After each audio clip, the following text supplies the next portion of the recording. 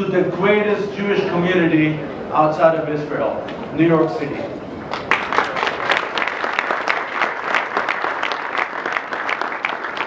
The State of Israel maintains, and I'm not sharing any secrets with you, but you should know, the State of Israel maintains 103 embassies and consulates worldwide.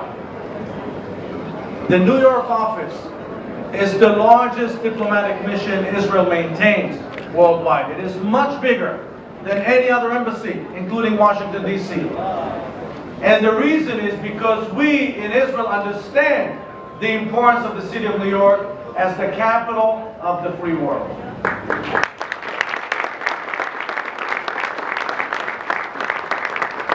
The ties between our two communities go back many, many years. Let me just mention a few things that possibly many of you never heard of.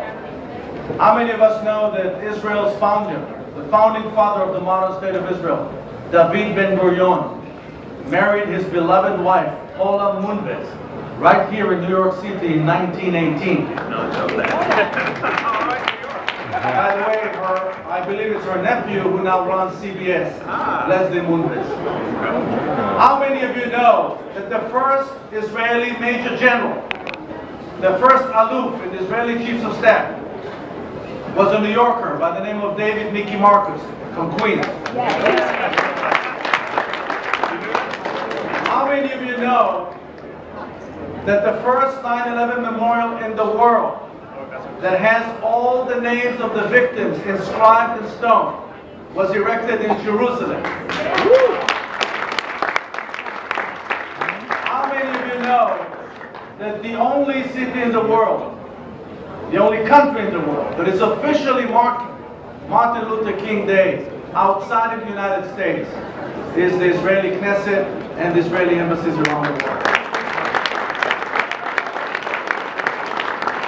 And of course, something I told the mayor before, I think just about every major New York civic leader, certainly mayors, is somehow commemorated and mentioned in Israel today. I myself grew up in the neighborhood where we had the LaGuardia Bridge.